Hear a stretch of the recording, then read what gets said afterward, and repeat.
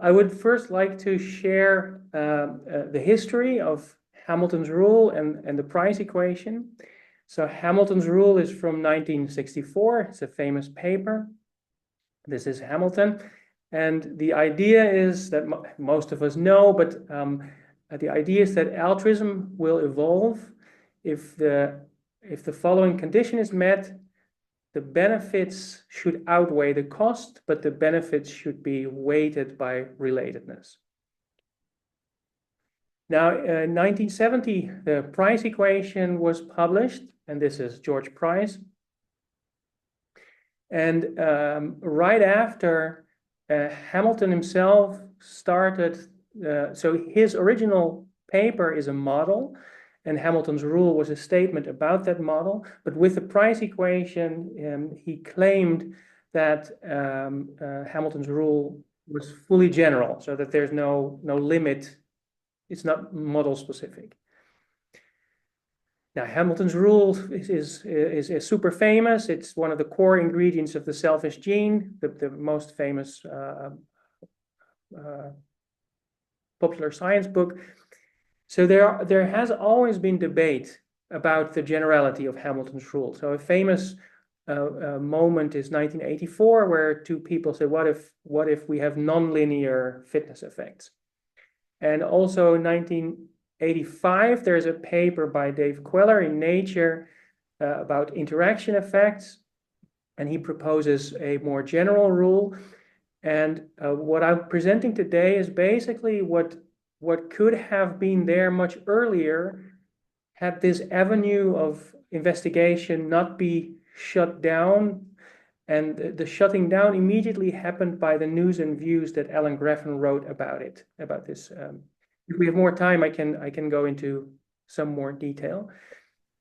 So the biggest stink about this, or the biggest hullabaloo, was in 2010 when there was a paper in Nature and a response to it with 150 some people.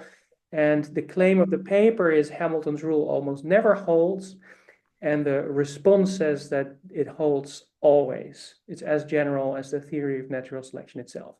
So those are very different positions about the generality of Hamilton's rule. Now, there's also a few lesser known or of lesser important papers. And here's a paper that I want to start with. So in 2014, Hamilton's rule was 50 years old, and there was a festive issue in Proceedings B. And one of the papers in that festive issue is a paper that reviews the empirical tests of Hamilton's rule. And that is a remarkable paper. So there is 12 papers that are being reviewed that are empirical specific tests of with the question in mind, does Hamilton's rule hold, yes or no? And as you see, there is a few confirmations, 1, 2, 3, 4, 5, 6, 7, but there's also a rejection, 3 all-out rejections, 1 case that's sort of on the fence, and 1 with mixed evidence. Now, this is summarized by the author as, overall, the focal studies strongly confirm the predictions of Hamilton's rule. And I find that remarkable as a summary. Somewhere else, collectively, they provide strong additional formal evidence for the predictions of inclusive fitness theory. Now, to me, that sounds like a bit of a red flag, because I don't think most of us would summarize this as strong evidence, right? So you would maybe think 1 out of 20 rejections statistically would be acceptable, but this is, depending on how you count, but at least 3 rejections out of 12. So this, to me, is a little bit informative about the community of inclusive fitness research. But if you think about it, it's actually a bit worse than that. And I would like to reflect a little bit on that. So this is Hamilton's rule. And this here on the left-hand side is sometimes referred to as inclusive fitness. And the idea is that we might want to test if this is larger than 0. Now, testing is a statistical thing. So let's reflect a little bit. I mean, most of us are economists, so I probably don't have to dwell too long on this, but suppose there's a model A and there's a model B that's nested in model A, right? So if you choose beta 1 to be 0, then you have model A again. And you'd like to check if some data that you've got are generated by model A or model B. Now, suppose that if xi is 0, you have this distribution, and if xi is 1, you have this distribution. Then there are statistical tests that are going to tell you that you have to reject model A and say that beta 1 is not 0. Whereas if your distributions look like this, then you're saying, well, let's not have model B. We stick to using model A. So in other words, what we do when we do statistics is we divide all possible data sets in data sets that make us say it's model A or data sets that make us go with model B. And of course, we want to balance type 1 errors and type 2 errors and then minimize some convex combination of those. So that's how statistics works, right?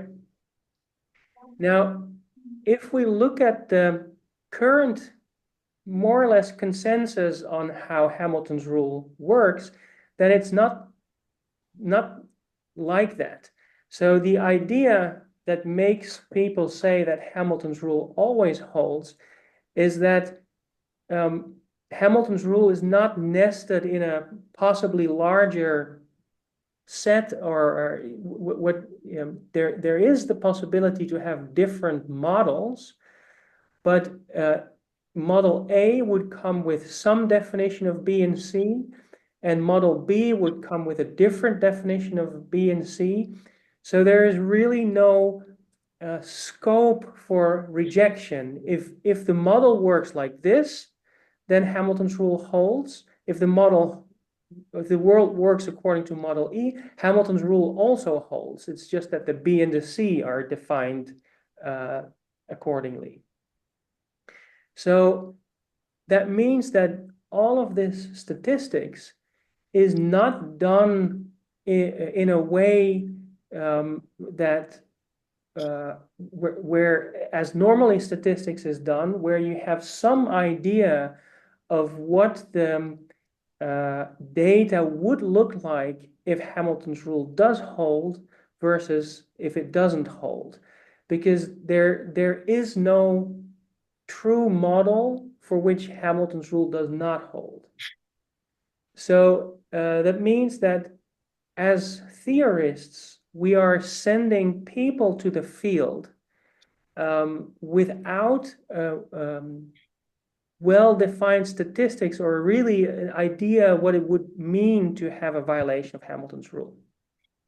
So and actually, well, I don't have time to spend on that, but where actually it's a surprise that they do get so many rejections, because you would have to, something needs to go wrong for that. Okay, now, maybe I should also say something about the field. It's a very unpleasant field. I had sufficiently many unpleasant interactions that I withdrew from the field, and recently I sort of got drawn back in. If we have time, I'm happy to share some details of that. But I found that the debate about the generality of Hamilton's rule sort of got off the rails really early on in the timeline. So if at the publication of the price equation, something else would have been added to it, all of this could have been prevented. So I'm going to share the price equation. So there's a lot of economists here to whom this may be new. So let's share the basic ingredients of the price equation. So it's two populations, a parent population and an offspring population. And the information that is available is who is the offspring of whom. That we're putting in the offspring matrix. So the offspring matrix, if offspring 1 is the offspring of parent 1, it's a 1. And it's a 0 if offspring 3 is not the offspring of parent 1. Now, parent 2 doesn't have any offspring. Parent 3 has one offspring, and it is offspring number 3. So this matrix contains all the information that we need to make the price equation. Who is the offspring of whom? And here I'm doing this with asexual reproduction, but you can make the equivalent for sexual reproduction. So this is the offspring matrix. In our little example, the number of parents and number of offspring is the same, but that doesn't have to be the case. So N and M may be different. Now, something else that we assume that we have information about is, so let's say here that the red ones do not have a certain gene and the blue ones do have a certain gene. And then we say the red ones are 0 and the blue ones are 1. And we call this the p-score, or the genetic value of these individuals. So in the parent population, the average genetic value, or p-score, is 2/3. In the offspring population is 1/3. And also this information we're going to put in a matrix. And there's a 0 if parent 1 did not pass on the gene to the offspring. And there's a 1 if this parent did. So that means if you're not the parent, you're going to have zeros anyway. If you're a parent without the gene, you also have zeros. But if you're a parent with the gene and you're passing it on to parent 3, to offspring 3, then you have a 1. Sorry, how are mutations treated in this Yeah, so case? this is about selection. So there are no mutations in here, but you can also have mutations, and we will see there is a term that would absorb that here. But this is going to describe selection, so we assume that there's no mutations. Yeah. Yeah, and again, of course, with sexual reproduction, you don't necessarily pass on your own genetic value, right? Because you're only passing on half of your genes, and randomness may make it so, and that would then also result in these not being zeros or ones, but you could also pass on, well, depending on the genetic architecture, there is a grid of what values you can pass on. But for expositional reasons, I'll keep it really simple and asexual here. So with that information, so I'm putting this in a matrix, but you don't have to. The classical price equation doesn't use matrices for this. But either way, for any given transition, you can write this equation where the terms are the change in gene frequency. So in our example, that would be -1/3. It went down from 2/3 to 1/3. That is multiplied by the average fitness. We have 3 parents and 3 offspring, so in our case, that would be 1. And then 2 terms that are really shorthand notation for the ingredients of our matrix, where Wi is the number of offspring of individual I, and Pi is the p-score of individual I. And this looks like covariance, so it's called a covariance. I've been bitching about this in the literature, that we should be careful with saying it's a covariance. And then there's this term. It's going to be unimportant now because this is the average value of the difference between your own p-score and the p-score that you're passing on, which with asexual reproduction is going to be 0. Sorry?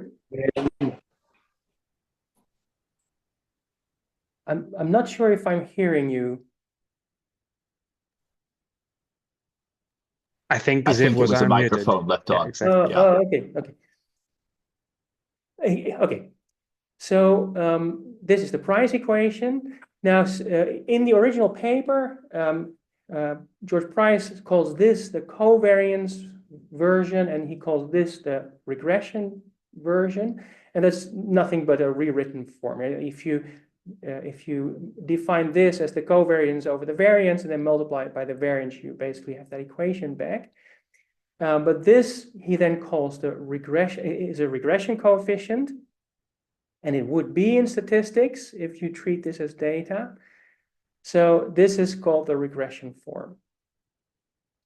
Now, I want to reflect a little bit on that. So again, we go back to how statistics works. And there's two parts of statistics. There's model selection and parameter estimation.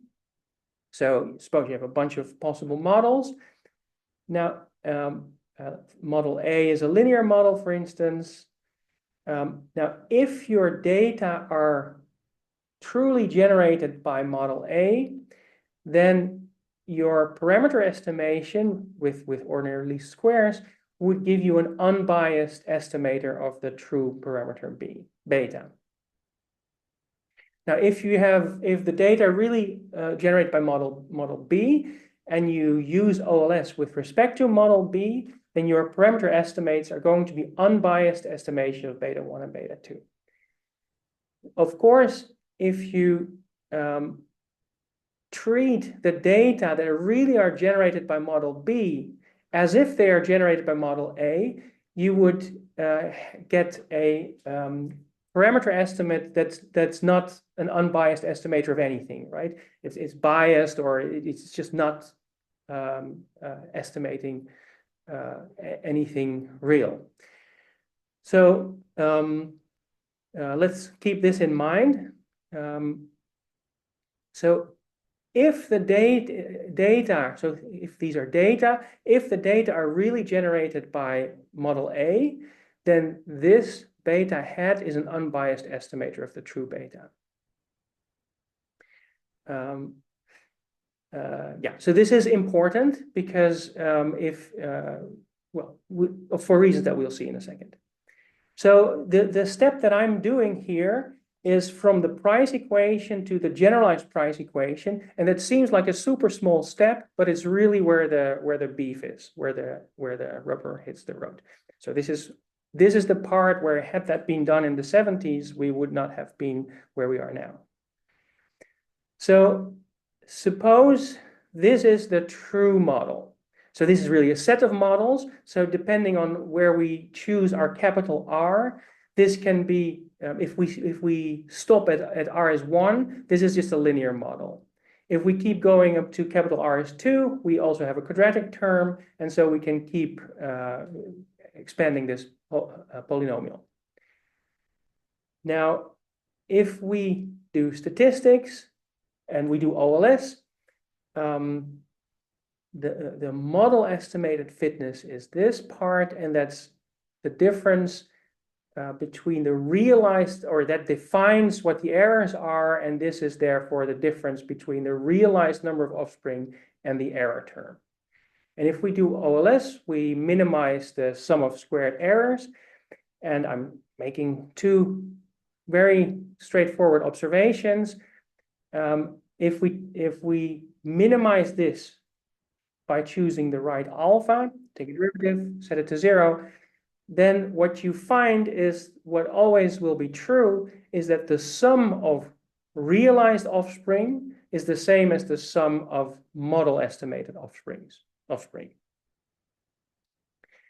Now, if you repeat the same for the linear term, then you'll find that the first moment, or whatever you want to call this, the sum of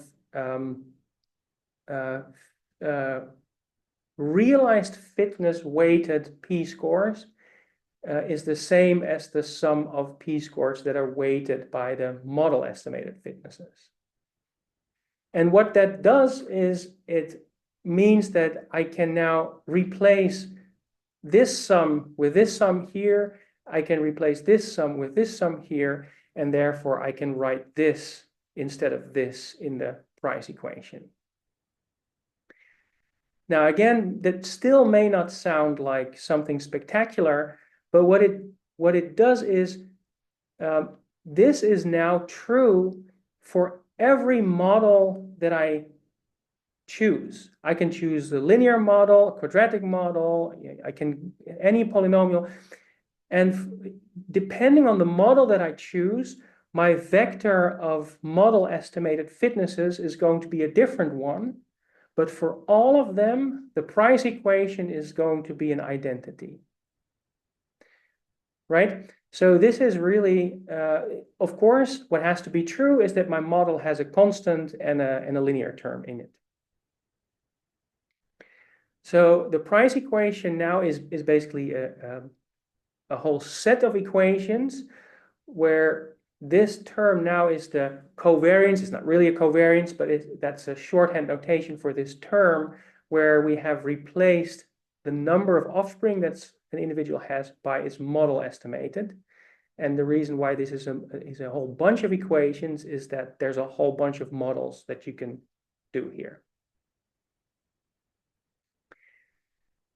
So if we now also, just like George Price did, we want to go from the covariance version to the regression version.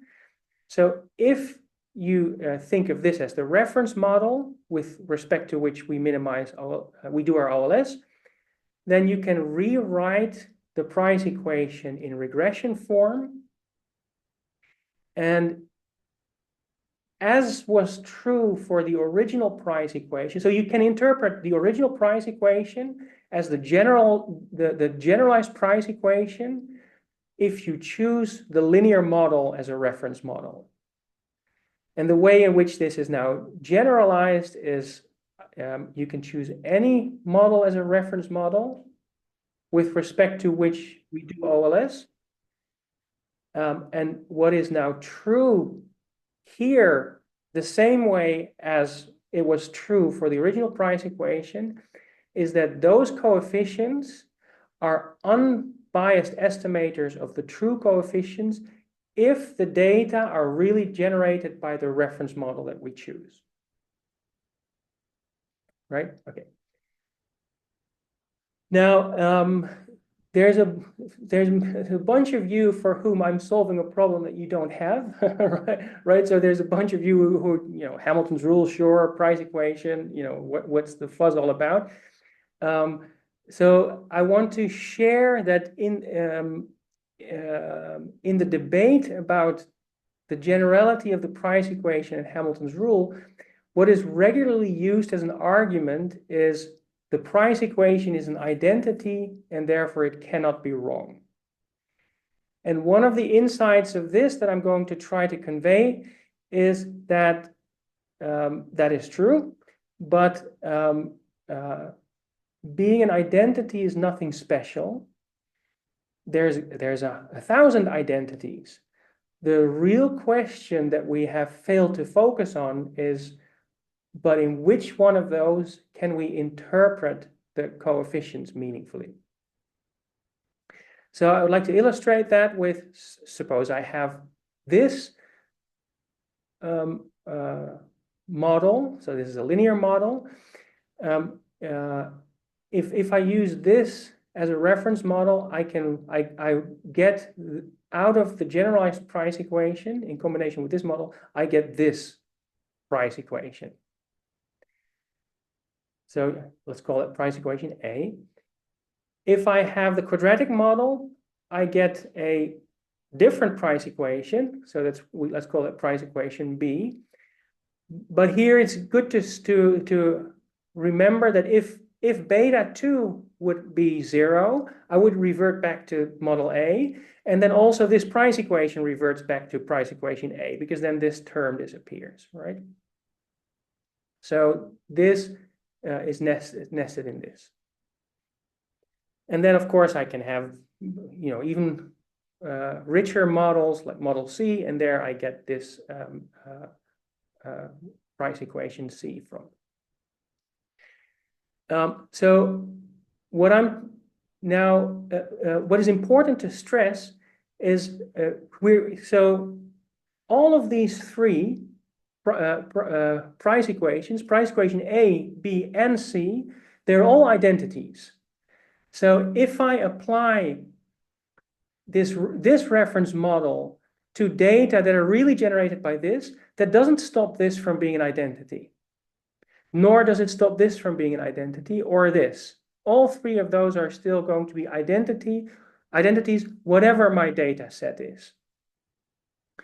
But whether or not I can interpret those beta hats as unbiased estimator of true coefficients, that depends on whether I have a well-specified price equation, whether I've matched the reference model to the model that really generated the data. So you can think of it like this. So I can have ever richer models here. I can have ever more general price equations here. And for those combinations where the model is richer than the reference model that makes me build my price equation, I have an underspecified price equation. I can have overspecified price equations.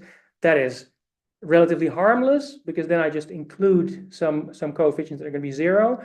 But what I should really aim at is being on the diagonal.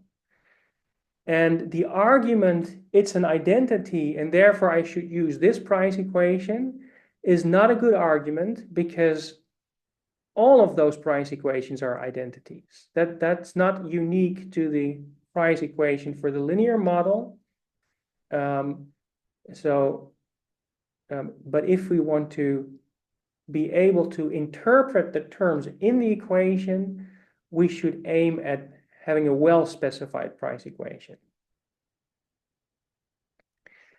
Okay, something else that is important here is that, so the price equation literature is sometimes very careless about jumping back and forth between statistics and modeling. I try to cover both. I have covered both in the paper and in the long appendices. So what is a symptom of misspecification, both with statistics and with modeling, is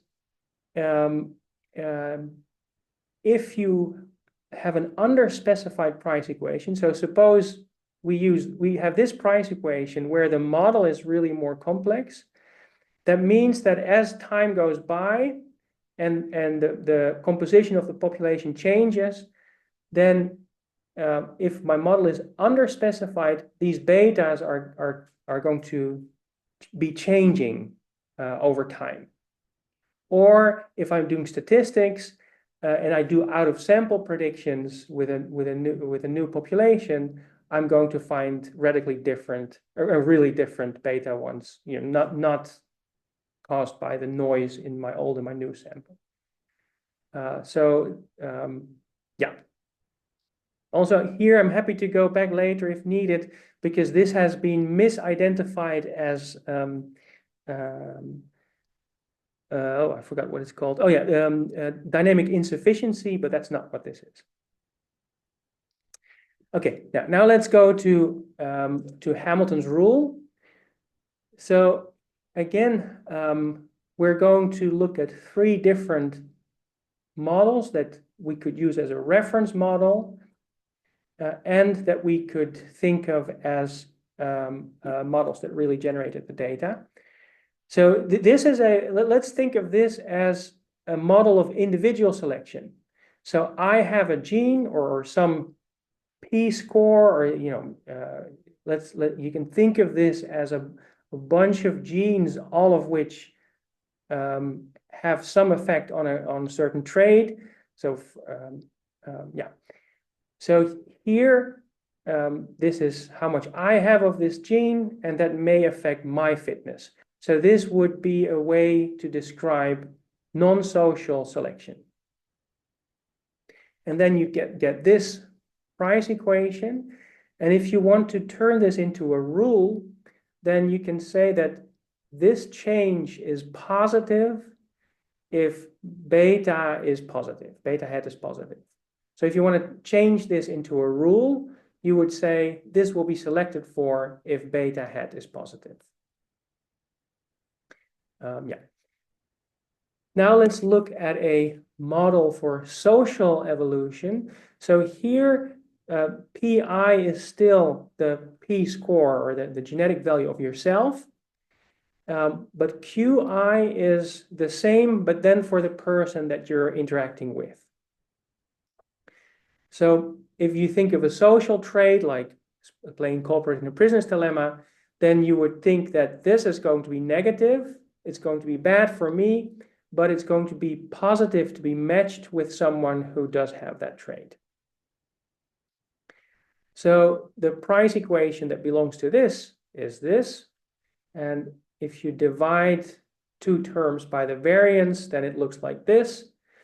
And then again, if you want to turn this into a rule, then you see Hamilton's rule appearing, right? So this is the cost, this is the benefit, this is an estimator for relatedness.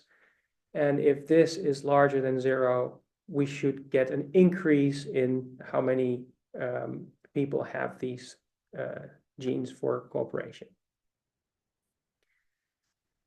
Now, maybe this is already a good point to stress that if the data are really generated by, if they really are about social behavior, but you would treat them as if they're not, so as if they're fitting in would be generated by this. If you use that as your reference model with which you, with respect to which you do your OLS, then still you're going to find that, because it's going to be selected for that, and this is also an identity, you're going to find that the beta hat is larger than 0.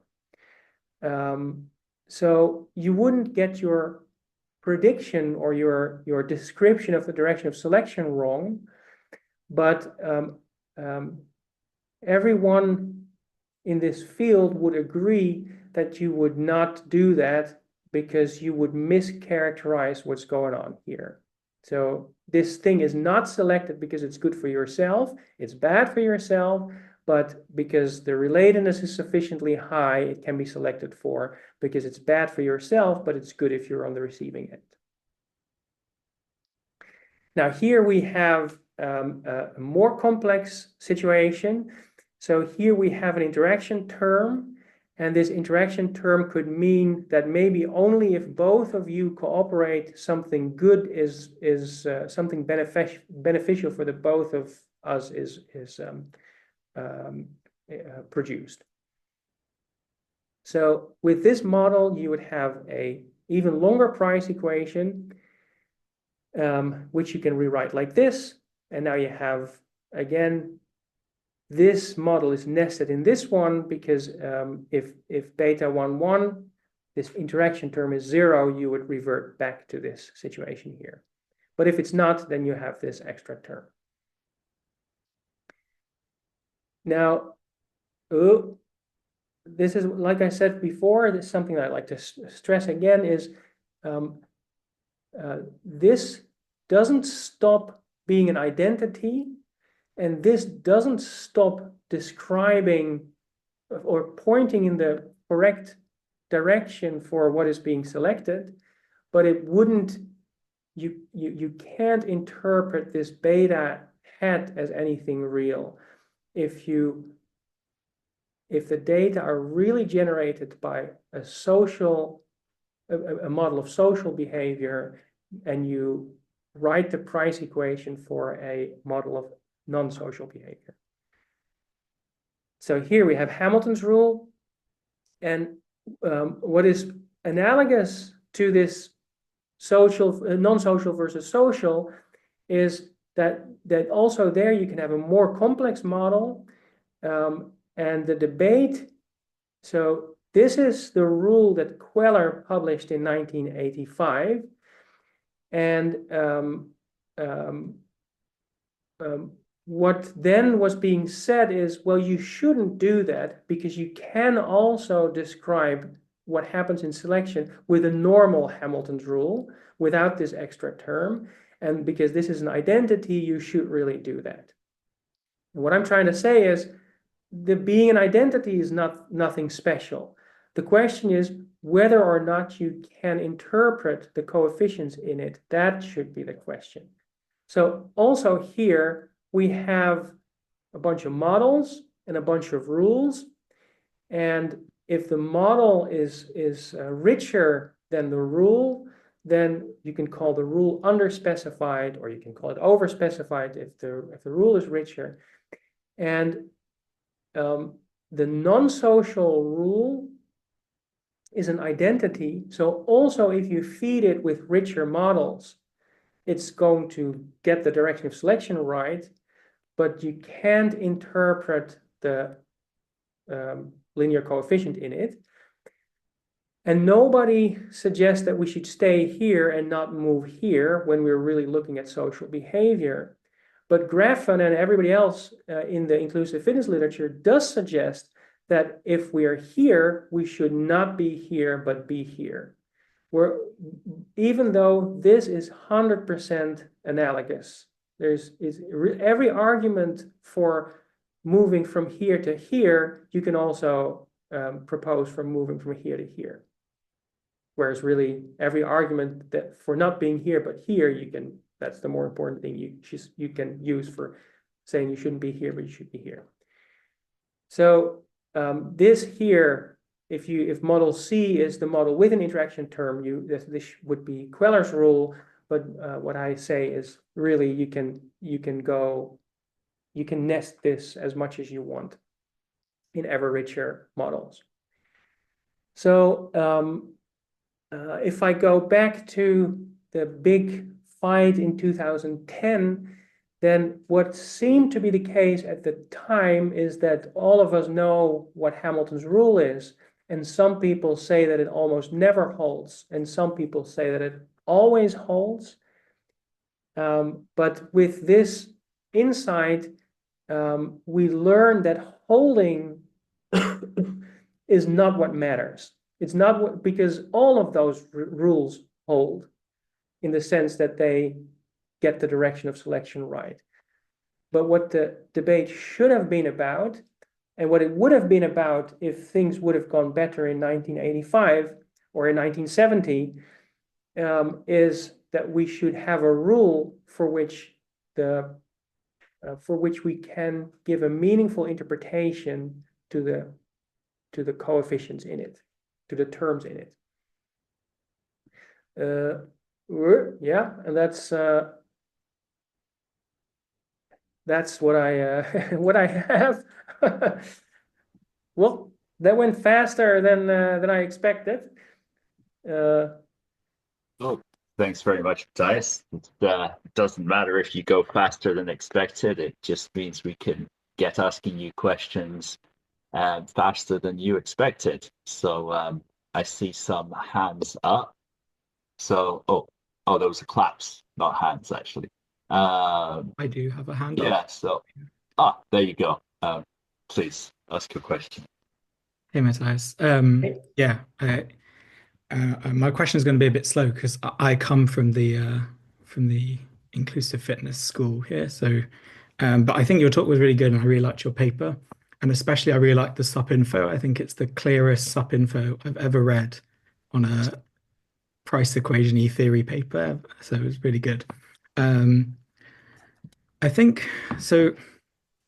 I really agree with what you said about the Queller rule. If we reject that we should be using Hamilton's rule instead of the base rule, then we should also be happy using the Queller rule instead of the Hamilton rule.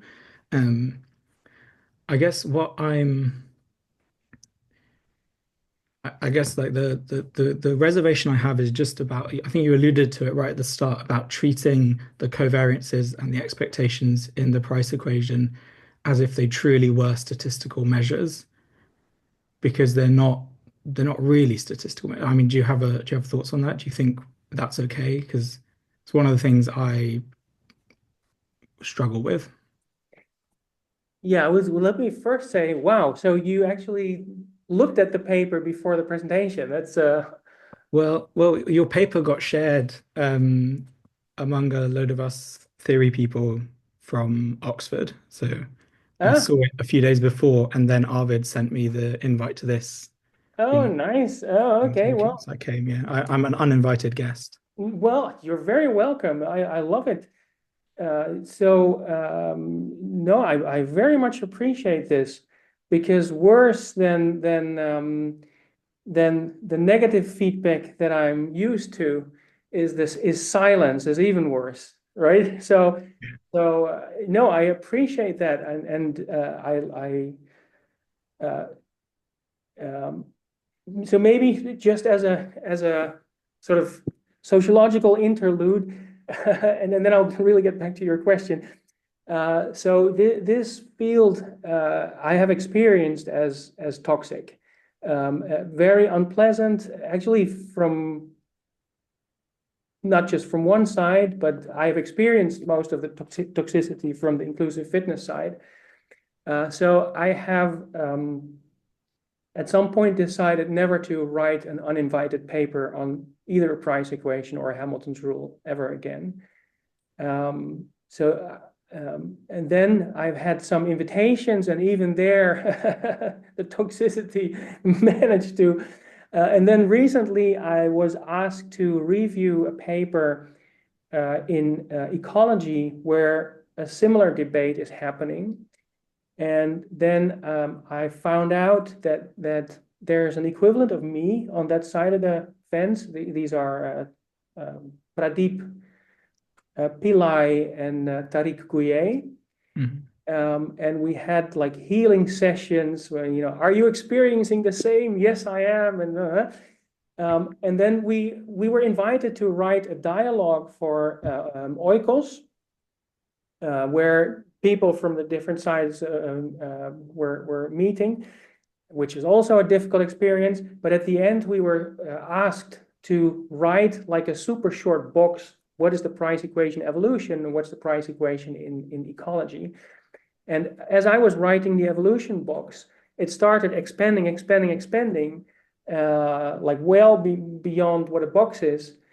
And then at some day, I realized this algebra bit from the price equation to the generalized price equation. And then I thought, well, but this is it, right? Now I finally, after like 20 years of doing this, I realized where it hurts. So then I thought, yeah, I should make this into a proper paper. Yeah, the supplementary information is basically those are courses in the price equation, right? And over this long history, there has been a price equation apologetics, a web of apologetics that has developed, where when you, for instance, say something isn't a constant, oh, dynamic insufficiency, yeah, I know what that is. And when I say something about whether or not something is a covariance, oh, this is nitpicking about mathematics. Even if just the Wikipedia page of the definition of a covariance tells you that a covariance is a property of a random variable, right? Mm-hmm. So this, I think I have addressed in 2005 in the original paper, where I very neutrally go over all the options of what it could be. Now, I think that for this point that I'm making in this paper, is enough if, and I think most people can agree that one valid option is I use this as a notational convention that if I have the information of the parent population, the offspring population, regardless of whether it is a transition that I have data on, or if it's a transition in a model, for both of them, I can say I have a notational convention that summarizes some property of this transition. Yeah, I think, yeah, I think I'm happy with this. I don't want to call it quite like abusive notation, but it is kind of like, yeah, using the statistical models as if they were like real random variables underlying it. But I think the perhaps the pushback you might get from a lot of people on my side is kind of based off things that like Steve Frank has said around how you should interpret the covariances in the price equation. And I think some people are more just happy to say like the covariances are there as like magnitudes on some vector in a phenotypic state space. And so it's not really it's kind of it's a bit of an abuse to use Hamilton's rule already because you're dividing by the variance and doing this thing to get regression. And then but they're like, okay, we'll let that slide, but then we won't go further and make it like real, like reify it fully as like a statistical model. Which I don't agree with. I'm not saying that I agree with that. I'm just saying that I think that's something that I can imagine Alan or Steve Frank saying in response to this. Yeah. So I have to carefully navigate how to answer this and how to respond, because I both want to do justice to people genuinely trying to figure this out, right? But I also don't want to turn a blind eye to my consistent experience that is not unlike talking to flat earthers, in the sense that something that so maybe I should go back to my experience in 2005. Well, So I studied econometrics, right? So that means 6 years of, at the time it was still 6 years of, probability theory, mathematical statistics. There's nothing wrong with my probability theory and statistics education. So then I went into evolutionary game theory, and I ended up with this pile of papers with a price equation where I thought, what is it? How come I don't get this? Because all of this seems to be my field. And then at some point I realized it's not my lack of understanding. It's there's something wrong with the careless, sort of with the suggestion of an understanding without really fleshing it out. So one of the reasons why I really like what I've done now is that so far I've mostly said, you call this a variance, but it really isn't a variance. Or you call this it could be the sample covariance if your data. What I like about what I've done now is not only do I say where the original mistake was, this also tells you how to do it right? So here you do get a proper justification for Hamilton's rule if the true model is linear, and for Queller's rule if you do have an interaction term, and for any other way in which so it's constructive. It disagrees with both sides. So it disagrees with my good friend Martin Nowak, because I'm not saying Hamilton's rule is almost always wrong. No, it's always right, but so is Queller's rule, and so are other rules. They're all always right. The important question is, out of those rules that are all identities, that always point correctly in the direction of selection, which one, in which one can we give meaningful interpretations to the terms? And yeah. Oh. Okay, I think we have a question from Alex. Is that correct? I saw him. Yeah, but I Yes, think it's very related to what you're saying now, Matthijs. So what would you suggest as a methodology, right? One should construct the most complicated model and then start if it works and start removing things, or how would one go about it? Yeah, so here's something that I understressed during the presentation. So there is a million things that you can throw at this. One of them is, for instance, but what if, why should we have a polynomial model? Right? There's models that are not polynomial, right? Or what if you have frequency dependence, right? So that means that the coefficients aren't constant, but for a different reason, right? Then now, so what I want to say is, this is, so what if the world doesn't fit this? Well, then even Hamilton's rule doesn't get it right. Then, right? So then even Hamilton's rule doesn't have a correct interpretation. So what I would like to say to this, so I'm not suggesting an approach to doing this. What I'm saying is, if we do our normal statistics, we have some idea of the confidence that we have that this is the true model, and some idea about, so statistics doesn't give yes or no answers, right? It gives answers that say, with this and that confidence level, I think that I conclude from statistics that and then someone else comes along and says, well, but what if so what I'm saying is, whatever debate you're having in statistics, the exact confidence that you have in a normal statistical exercise to go for model B is the exact same confidence that you now have with, I should go with price equation B. Right? So I'm not saying, so, and that is it's sort of, so to me, it's always been a mystery why they have these suggestive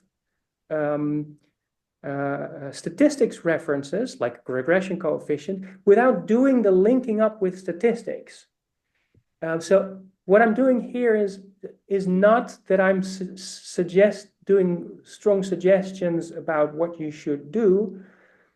Who knows, maybe in 10 years, someone comes along and says that polynomials are really bad fit for any, well, then all of this goes overboard.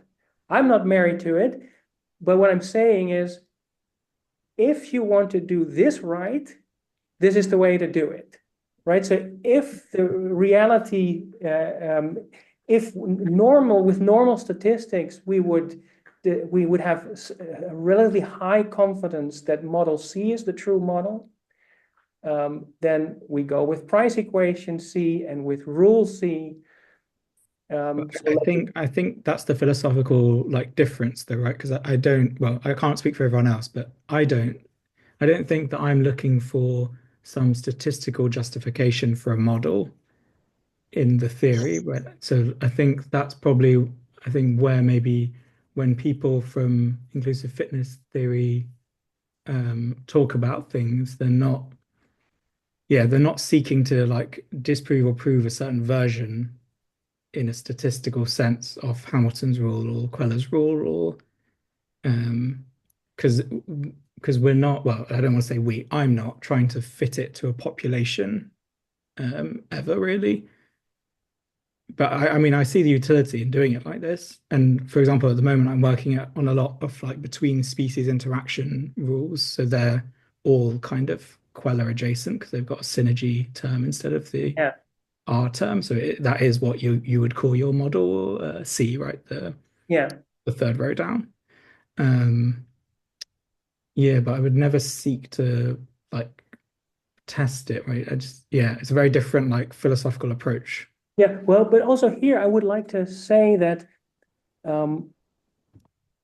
I would like to untie this Gordian knot a little bit, because the reason why modeling and statistics have been sort of floating around in one pool of terminology is because of Price, right? He didn't discern them properly. So what I did in my supplementary information is make separate, not unrelated, but separate discussions of what if it is statistics, and then what if it is modeling. And so for your what you're describing is what most people do in inclusive fitness literature, and that is modeling, right? Which is nothing wrong. I model, everybody models. That's the, but what I'm saying is that also if you're modeling, what you could say is with modeling, there's even less reason for misspecification, right? You don't have the noise to obfuscate what is really going on in your model. You postulate what is going on in your model. And if you postulate an interaction term, it is really strange to make the interaction term go away by then straitjacketing it into model B. You can if you want to, but you lose. You have to start sort of mental gymnastics because now your coefficients start to absorb the complexity. I mean, why would you do that? Yeah, why would you do that is really the question. Yeah. So I'm going to it's very interesting discussion, but in the interest of sharing, before we continue on these lines, I'll see if anybody else has any questions they'd like to ask first before we continue further down that line. Do we have anything from the floor right now? There is a question, yeah. Okay, so okay, Min Hua Yan, please. Yeah, so thank you for the talk. That's very insightful. So going back to all the empirical cases where Hamilton's rule was not supported, Yeah. is that because in those cases the rule is underspecified? No, that's not. That's a very good question. So no, I asked myself that too. So there's an earlier eLife paper in which I asked myself that question, and also in an older Hamilton's rule paper with Bert Simon and Ben Allen and a few other people. So in order to, well, you can also think of Hamilton's rule a different way. So what I discussed now is the standard way currently to think of Hamilton's rule, whereby the B and the C are the result of this method with a linear reference model. So that's called the regression method, and I sort of extended it to a larger set of models. What you could also do is say, what if I first define the cost and benefits not on the basis of the regression method, but on the basis of what you would a priori think should be properties of the cost and the benefits. And I call that the counterfactual method. So if you say, I played C, what is your fitness now? What would it have been had I played D? And that difference I just call the benefits to you. Same thing with me. And if you define your costs and benefits like that, then you can have violations. But in order to find those violations, you would have to allow your statistics to have nonlinear terms in it, because only then you can find violations of that. and none of those 12 studies do. So they also don't have that type of violation of Hamilton's rule in mind. So they really should all not find violations. But the reason that there is scope for violations is that in the price equation, it's the genes, the estimator for relatedness is based on the genes for the behavior, the evolution of which we study. So these are, if you think of playing corporate in a prisoner's dilemma, it's the gene for playing corporate in the parent population and the offspring population that determines the fitnesses, and that is this covariance over variance term in the price equation. But if you go to the field for those studies, the estimator for relatedness is not based on the genes for the behavior, because we don't know what those genes are, right? You just sequence it, and you know whatever works for determining relatedness. So that means that gives you scope for randomness to make those not be the same, right? So actually, in the Hamilton's rule paper, I think it's 2018, we do go over a few possible answers to what could have caused the violations there, and this is the one that I find most likely to be there. Either that or something. Yeah, I don't want to speculate bad statistical help but yeah, very nice to hear that question. Okay. Can't see any more questions up there. Not at the moment. So do you want to continue a little bit more on what you were saying before? I mean, as far as I can tell, it seems a lot less, doesn't seem like it should be that controversial. Yeah, but it is. It is. So I have. I understand. I saw some of that literature, but the way you presented it today seems to. I mean, it seems designed to be as uncontroversial as possible, stating that if there is, I mean, if there's some misspecification, of course, we can still estimate a model, but interpreting the coefficients is how we say. I mean, we should be careful when interpreting them, right? That's what you're saying. I think. No. Sorry. Okay, so and then some people might say, well, you don't want to overcomplicate things. We know that what we're doing is kind of a little bit wrong, but it's rough and ready, and we understand it within kind of. Yeah, so I'm not saying subsets. Yeah. So all normal considerations still apply, right? So one thing that you could say is, well, no model is ever actually perfect for the situation at hand. Of course. So none of this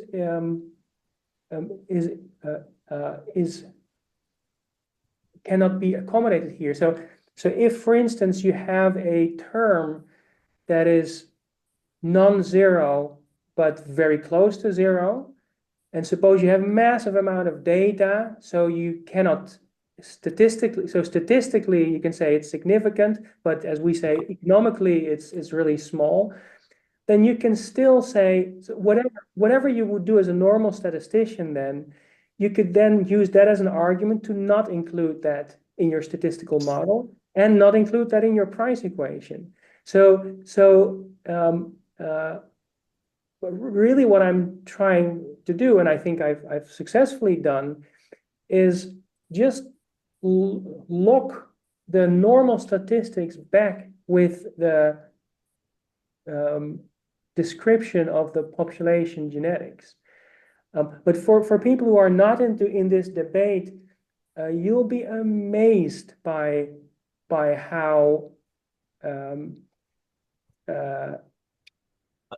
how poor arguments have a half-life time that is yeah. What would you say is the strongest arguments you've heard against doing what you're doing? Well, so this has been at one journal. Yeah, at a very good journal, and there were 4 referees.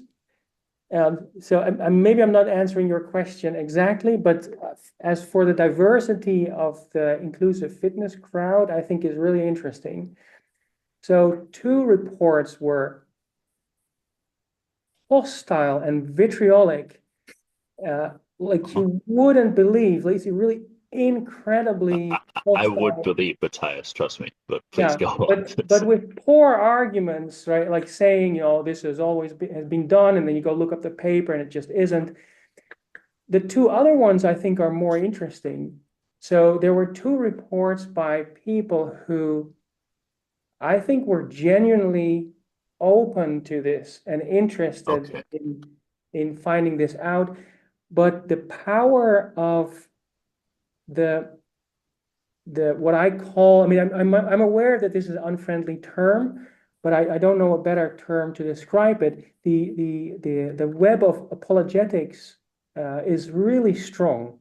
So if you grow up in a world where every time someone tries to say, this coefficient is changing, and that's a sign of misspecification, and then you go, oh, all of us know that the price equation is not dynamically insufficient. Well, that's not what I'm saying, right? But for many people, they've heard it like regularly. Yes.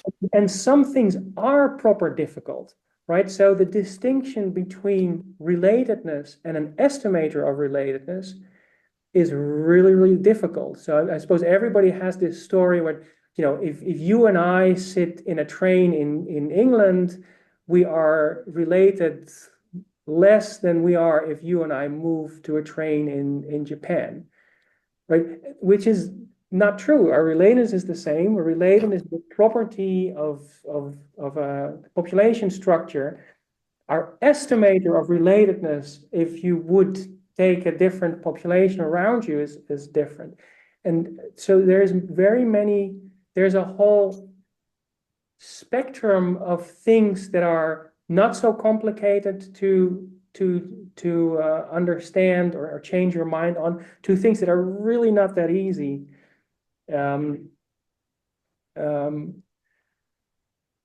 Yeah.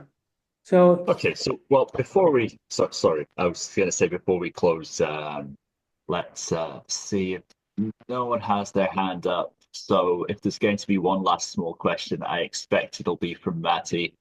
If Yeah, so many. I mean, I think we don't have really time to get into it. I mean, I'd love to Shanghai Matthijs for many hours of discussion. But yeah, I think what you said earlier, Jonathan, about how it's surprising that it's controversial. I think you have to, I think being embedded in the debate, you'd be surprised at how controversial even very sensible ideas are if they don't follow certain rules that people have made for apparently no reason. Yeah, including things that sound nice and friendly. For instance, people say, well, but this helps me understand, which I would classify as an esoteric appeal. Yeah, but please define what your understanding is then. okay. But maybe before we close, I would really like to express my appreciation, Matt, that you're out here, and I'm very happy to Zoom with you privately, because I've been working on this ever since we started this box at the Oikos dialogue, and I love to share this, and yeah, I can send it'd be you an really email. nice to meet and talk. Yeah. Yeah. Let's make sure that happens.